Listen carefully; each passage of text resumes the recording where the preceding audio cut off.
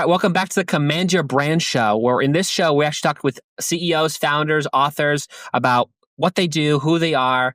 And in this one, I actually have a very special guest speaker who actually is a good friend of our CEO and founder, Jeremy Ryan Slate. He's actually an author, he's a scientist, he's a professor at a college, and he's just, he has a lot of knowledge that I would like to share about what he's done in his field and how he came to this book that he actually wrote here. So I'll actually introduce you guys to Matthew. So Matthew, welcome to the show, man. Thank you so much for having me. Thank you. So I guess for people who don't know you and they kind of want to get to know you a little bit more, could you just tell us a little bit about your background and how did you get to where you are today? Well, good question. I got my PhD degree in electronics and photonics from University of Michigan in Ann Arbor. And I used that information to develop a bunch of science books, right? Mm-hmm. But I realized in the process that science has a very, very limited audience. So I broadened the topic into the business world. And so out of that, I wrote a book called The Ultimate Keys to Success in Business and Science, right? This book is the first book that I did, which I diverged from the field of science.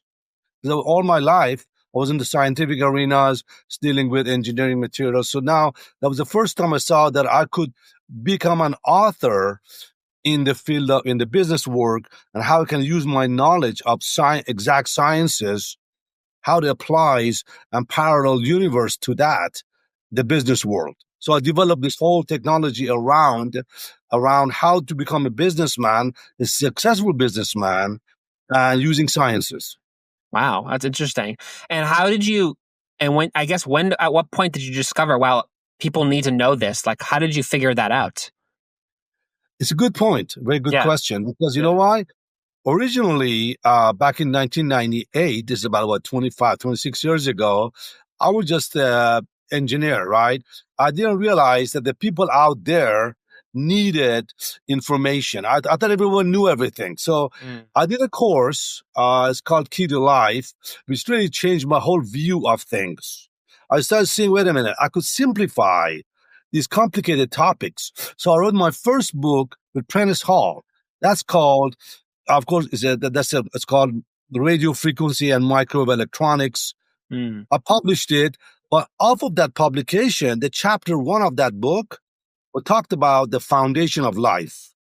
I got a lot of queries on that. Can you explain on that? So I wrote my next book after that, The Gateway to Understanding. So electrons to waves and beyond. So this whole thing opened up. There's a little avid thirst for knowledge, for basic simplicities of life. So that was 2005. Then fast forward to the book that I just did, it opened up the door to see, wait a minute, I could use that knowledge that I have into a whole subject business, but simplifying it. Because you know what? Most business books are very complicated. Right. They're filled with jargons, mathematical equations, and they lose the audience. So I felt like I could simplify that. That was my whole purpose writing the book, is to simplify the materials in the business world. Right. That's so interesting too, because I know in particular fields it can get very complicated and people make things complicated even though it's actually not. How do you find that there's a way to simplify any business? Like, what is your tip and your trick that helps people understand it easier and also gets other people to understand it easier? Like, how would you make it more simpler in a business standpoint? Good point. Yeah. Here's the thing. To simplify it, I've got a pyramid. It's got a pyramid of knowledge, right? This pyramid of knowledge that I developed originally back in my first book, that was a pyramid of knowledge in sciences, right? It's a pyramid at the top, like this. At the top of this pyramid is the viewpoint. Below that is the postulates of the topic, the laws, and then below that are the nomenclature, and then below that are what we call the technical materials, like theorems, all of the other things. And then at the bottom of the pyramid, what we call the application mass, is the mass developed from the science. So this pyramid is what I use to simplify any topic. So that was sciences. Now I use the same pyramid in the field of business. I found out at the top of any business is a founder. That founder is the viewpoint that shines the guiding light, right? Guiding on that business. And off of that, everything else develops. The policies, and then of course, at the bottom of the product of that company, bottom of the pyramid. So that's how I used to simplify any science or any business using this basic pyramid concept. Yeah. I always find it funny. I don't know if you've ever had this, but like, I think when it comes to a business and a pyramid, sometimes they're like, oh my God, I should stay away from it. Cause like, they're like, oh, it's a pyramid scheme. I see. Pyramid, of course. But in sciences, pyramids are very powerful. You know what? I understand pyramids in businesses have got connotations that really are shady. But in sciences, pyramid is very powerful because if you understand the pyramid of knowledge, knowledge starts from simplicity at the top and ends in complexity at the bottom, right?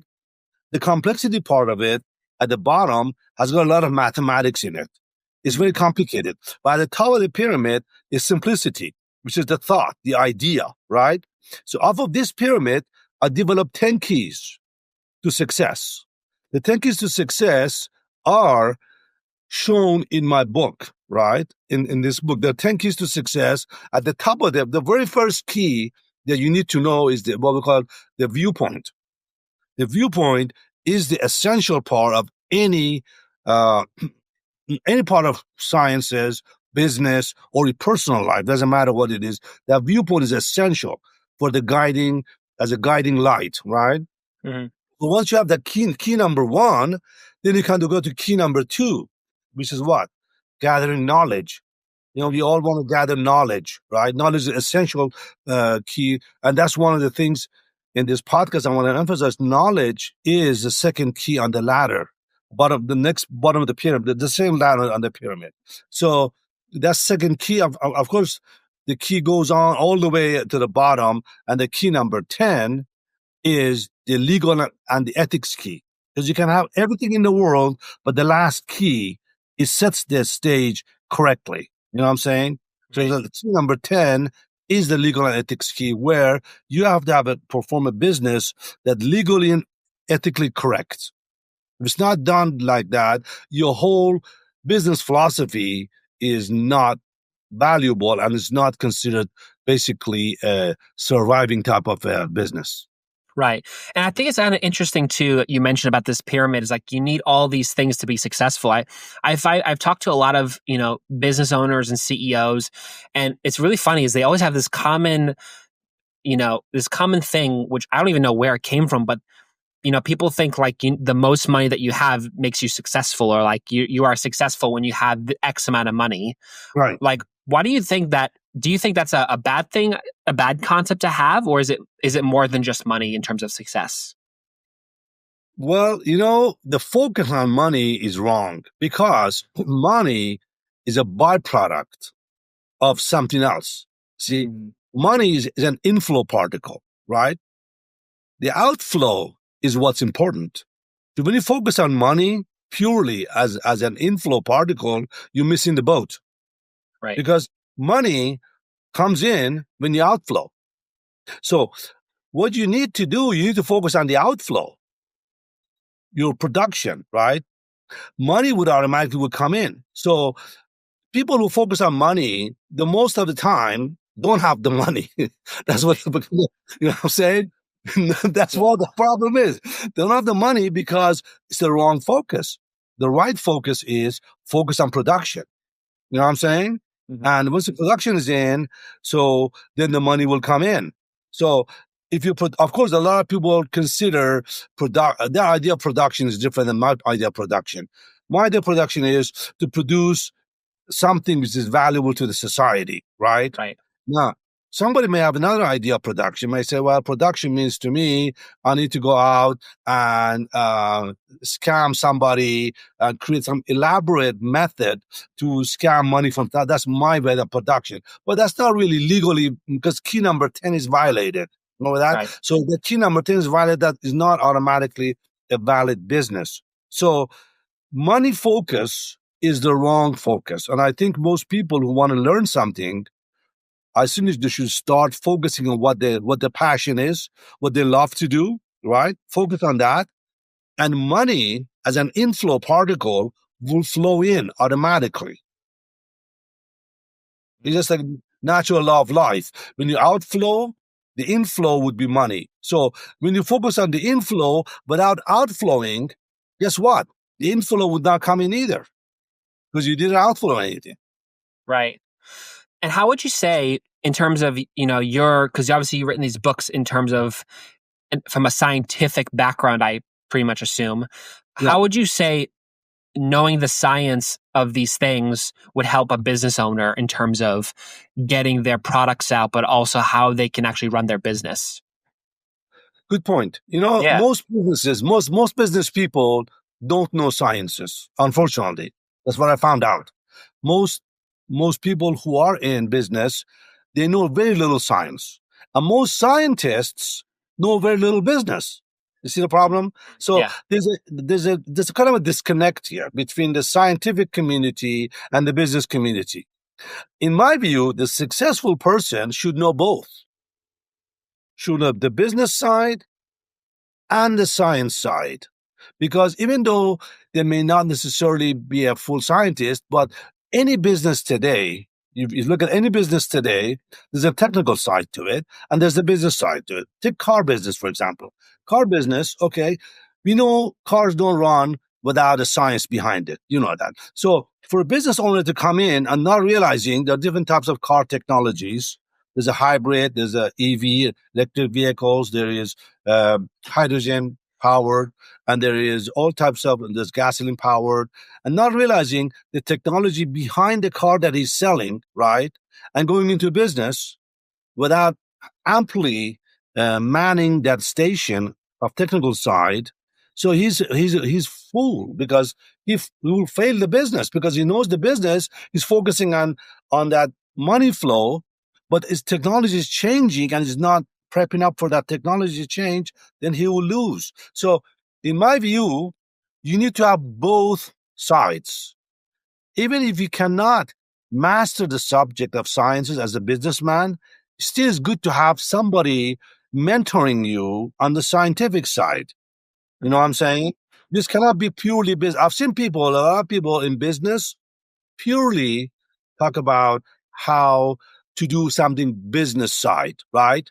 But when you ask them scientific or technical side, they know nothing about it. And that's the mistake in my view, because you're going to lose out in the long run. Right.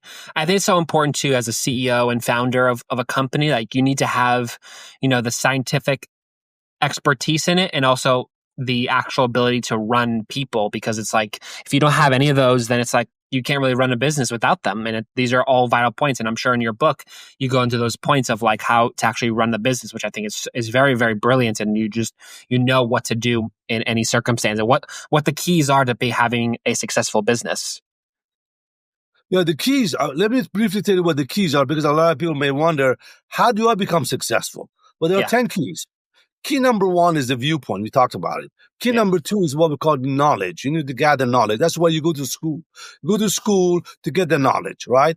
But key number 3, which is never taught in the school, is leadership. Right. You need to become a leader to execute the plans. Without the leadership quality, you cannot move forward. Okay? And key number 4 is the idea key. You need to have an idea. What's your idea? What's your edge? That defines you in the business. In other words, what should the customer come to you to buy from you rather than somebody else? What's your edge? Okay? So once you have that idea, then you need to set up a communication system. Personal communication system and business communication system, so that the information can flow toward you and you can give it out. In other words, that communication is so crucial. A lot of times people don't realize the very first phone call you make to a company, and someone picks up the phone, that will tell you what kind of company it is. The person who picks up the phone on the other side would tell me how professional the company is. You see what I'm saying? That's a communication system. That's key number 5. Key number 6 is a niche key. You need to have you need to niche yourself in a certain market. Don't be all over the place. Niche it. Go to a specific area. For example, if you're in the the real estate business. Okay, work on, let's say, working for single family homes. Work on that. Or the apartment is only one apartments. Don't go to all over the place to shopping centers, land, high rises. You would completely lose the business. No. So niche is in the key number 6. Key number 7 is exchange key. You need to get your exchange, somehow develop a system where establish yourself, establish the business, right? And go into exchange with the society, because that exchange will keep the doors open of that, about what the business you're in, right? And I'm sorry, key number 7 was establish yourself. Key number 8 is exchange. Key number 9 is trends key. Stay with the trends. What is the trends in the society? Which direction the business is going? I'm stay with the trends. And key number 10 is a legal and ethics key, is where you follow the laws of the land. You know what I'm saying? Yeah. A lot of people do stuff that are really not kosher. So what happens, we accumulate massive businesses, right? What happened at the end of the day? They lose the business because they do some kind of a illegal thing they were doing along the way. You know what I'm saying? So they may have all the keys in, all the knowledge key in, but if you don't have the last key in, you're going to lose the business. Interesting. I think it's so cool too, is like, these points that you mentioned, how each one is important in its own way, and you kind of need all of those things in order to be successful. Have you ever ran across people, or even that you've noticed with people that you've spoken to or helped? What were some of the key ones that they were like this is the obvious one that people make a mistake on the most? I would say the biggest mistake most people make is not the knowledge, not the leadership, not the viewpoint, is establishing the business. Key number 7, establish the business, right? Establishing some kind of a structure for the business correctly, right? In other words, you have all the posts there. You have your, what we call the org board. You need to have that org board there present, right? When you have the org board there, and of course, that's the biggest part. Most people don't even know how to set up the org board so that this runs from the top from the top of the org board, which is some kind of a system or organizing system, you can get a product out, right? So without that org board, establishing yourself, then you cannot go into exchange, then you cannot follow trends. Nothing makes sense. Your knowledge is worthless. That establishing yourself as a key number 7 is the essential factor most people fall apart. I remember one time I went to a massage parlor, right? Mm-hmm. The masseuse was the receptionist. So every time somebody called, she will leave the massage and will go pick up the phone to answer the question. You know what I'm saying? Yeah. That's not the establishment is not there. So of course I stopped going to the massage parlor because it doesn't make any sense. Your massage is interrupted, somebody called, or someone comes through the door. She has to go and check to who it is. So you see, that right there is a counterpoint. But that's the first thing that I've seen businesses fail because of lack of establishment. But the second key, which is the most important key, right after that, is the legal and ethics key. They do stuff that are unethical, right? Unethical, and therefore makes them lose the business because they are not following the laws of the land. You know what I'm saying? And so anybody can come in and destroy the business, because they're doing something shady. Right. So those two factors, lack of establishment of the business and lack of ethics in the business, can destroy you. The rest of the keys are there, but you need to know them, but it's not as crucial. Right. And so do you think, is there a way, like, if you've obviously had businesses where they were probably either lacking most of them or all of them, or they're not really set up the way you've kind of set out. Is there ones that you think people should improve upon in terms of, improving their business? Like any of these points that you mentioned, was there any of them that you think that people should improve on the most? Well, the most important part, again, those two, but another point that I also noticed is communication system. See, when the customer calls you on the phone, the very first thing they notice is your communication, your comm cycle, your communication system. Who's answering the phone? Is it going to an answering machine or someone live picking it up? You know what I'm saying? And how concerned they are, how interested the other guy is to ask, answer your questions. So a lot of times when you, as a customer, when you call the company and you get the person on the other side not responding to your concerns or your problems right away, that's a red flag in the business. You cannot have that. You can have the most fantastic technology behind your business, but if your communication system is out, right, you're not going to get the customer in and you're not going to sell anything. So right away, you're out of exchange. Right. Without those two flows, you're out of exchange. So you can't do business. So communication system, I've seen a lot of times, like I remember I had an AT&T modem that I was trying to return. AT&T is a massive company. Can you imagine that? Yeah. I called about maybe 20 times to get to somebody, because every time I call somebody, they transfer me to another brand, or it's not our department. They kept transferring me to different departments. At the end, I gave up. You see, that's how inefficient a company can be. Now, some companies are very big, right? But because this communication system, awareness of it is not there, they make them lose business. Of course, I went somewhere else because I can't do business with a company that transfers me 10 times. You know what I'm saying? So right away, that's another downfall for a business to avoid. Interesting. I actually would like to just touch on this a little bit because you mentioned this a little earlier.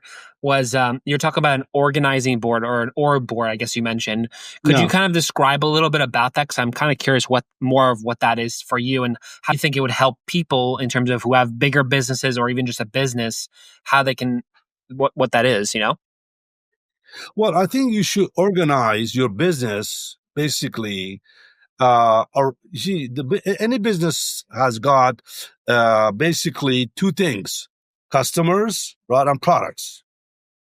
Customers bring in the money, products go out. So they got the inflow, the money coming from the customer side, right, and the outflow is the product, right. So now, the biggest problem I've noticed in businesses is that they don't recognize that there is what we call a CPU, or central processing unit, right?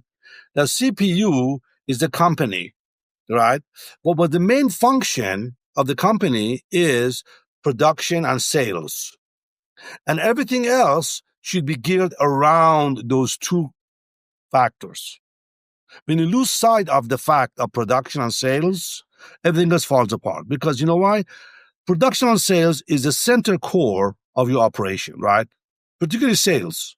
So you can train personnel, right?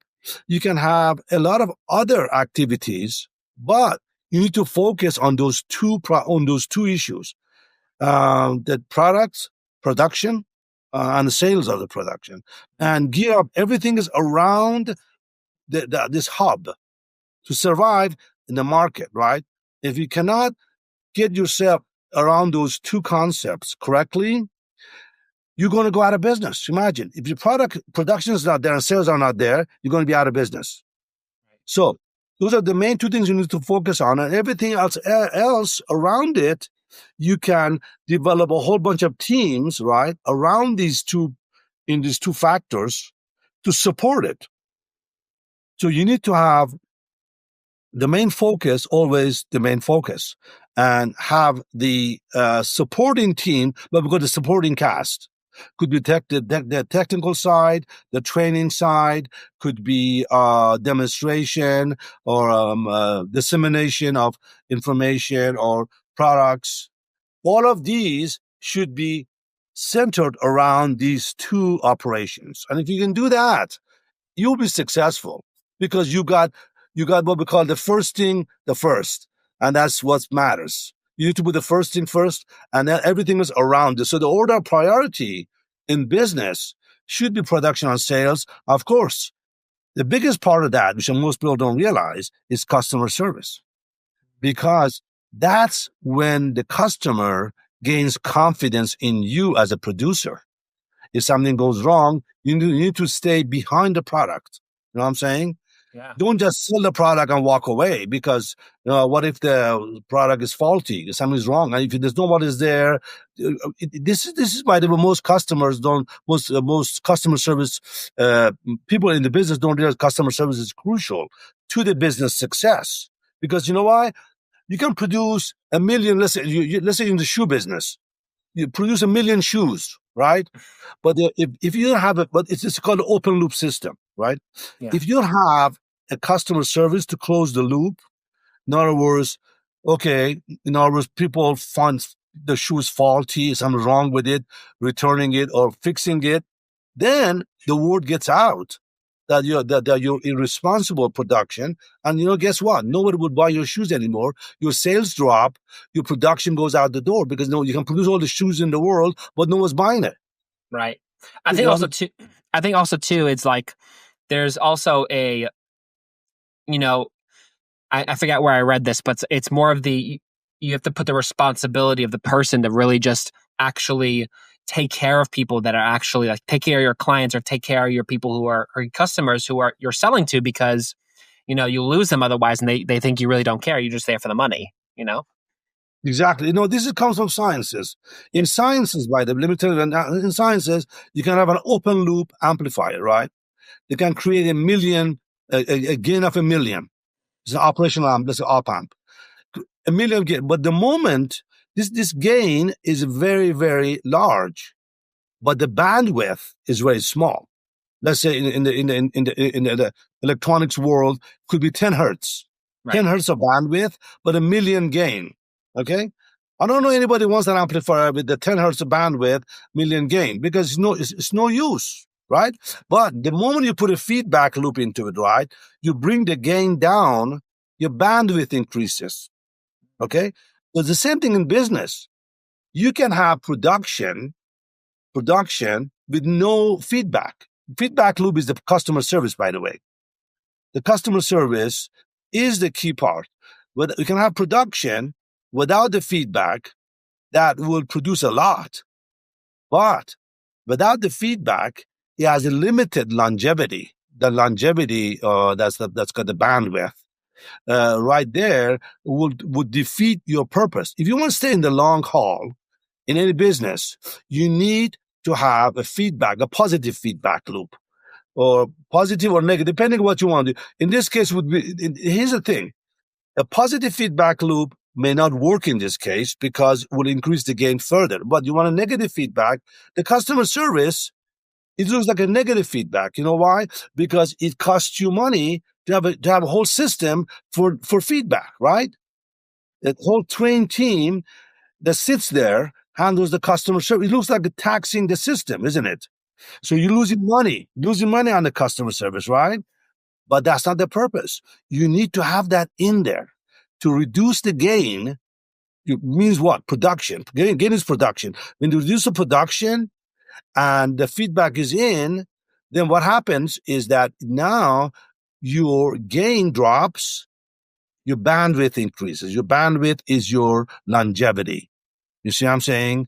And so if you want to stay long term, make sure you have a good customer service team to service the customers, keep track of the customers. You know what I'm saying? And majority of times, customers come back. Just because they got a good service, they come back to you again and again and again. They don't want to go anywhere else. You see, that becomes a client now. It's no longer a customer. You have turned a customer into a client by what? By doing this one simple factor: correct customer service. Now, for example, let me give you a simple example. In the example, I had a massage parlor at 1:00. I was supposed to go there, right? This is a Chinese place. And I went there, I showed up, and the reception said, "Well, didn't you get a phone call from us? We canceled your appointment." Why? So why did you cancel? Because we had somebody else coming in paying us cash, and if you wanted to do that service that customer first because you're on an appointment, we canceled yours. And okay. It's crazy. It's crazy. It did happen to me. So I said to myself, okay, now think for a moment. This is a small business, right? So someone does that, all right? Now, even though it's wrong, they could have corrected it. How would you correct it? You offer the guy half-hour free massage. So listen, we're sorry about that. We cancel your appointment. We offer half-hour free massage at so and so, so and so. Come back and do it again. Do you think I would have walked away from that company? No, because you know why? They made up for the mistake. See, that's customer service. But when they don't make up for the mistake and they treat the customer negatively, you're going to have low sales. See what I'm saying? Because the customer service is out. Therefore, you failed to service the customer. You got half-hour massage cost them nothing. You know what I'm saying? It is free. For these guys, it's nothing. But for the customer, he feels that he has been serviced. He was wronged, but he was serviced. He's fine with it. Now he will come back, right? But if you don't do that, he doesn't going to come back. And imagine getting a customer through advertising is very difficult. To get a customer in the door, it's very difficult. It costs money. But once the customer comes in, you should never let the customer leave, because you should always service that customer.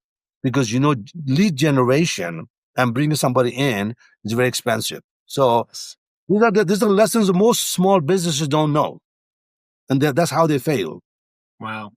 Wow, it's so interesting. Well, I really appreciate the time that you kind of given, me in answering a lot of questions, about your book, but also like generally how an organization works. And I think, people who are listening will appreciate what you've kind of said and how that ladder in all those sequence of things works.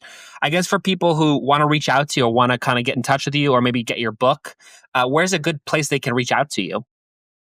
Well, the book is on Amazon, but if they want to reach me, I'm on TikTok. If you reach me on TikTok, I'm available on TikTok. I've got several videos uploaded on TikTok. You can almost search me and find me there. And of course, as I said, the book is, if you want to learn the foundation of the business, I highly recommend it to you, because, I myself, I didn't know when I wrote the book. I had to research it. So for me, it was also a discovery process, right? I discovered it. I wrote about it. I wanted other people to know about it, because a lot of people out there don't know the foundation of business. Even the people who go to business school, they have got their MBA. You ask them. I remember I asked one MBA. Are you okay? Yeah, I'm good. I asked one MBA graduate, what is the most fundamental things in business? Oh, he said the spreadsheet. Oh, it's, he said 1,000 other things. But the one thing that I was looking for, he didn't say. What was it?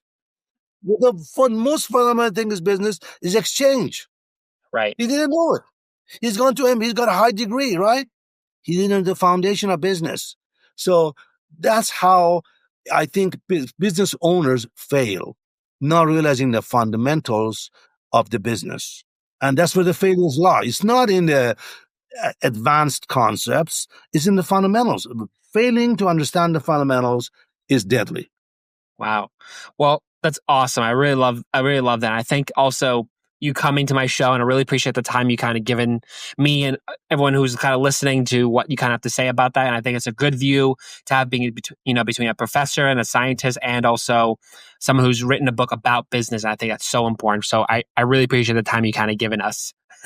Thank you so much for having me. Yeah. I really appreciate your time. Yeah. And of course, everyone who's listening, I'm sure appreciates too. And, if you guys like this stuff, please like and subscribe to this. And if you guys want to listen to more of this and check out his book is, I heard it was amazing. And of course, you could definitely check us out at commandyourbrain.com and definitely find out more about us. All right. And Matt, I really appreciate it. And thanks so much for joining the call.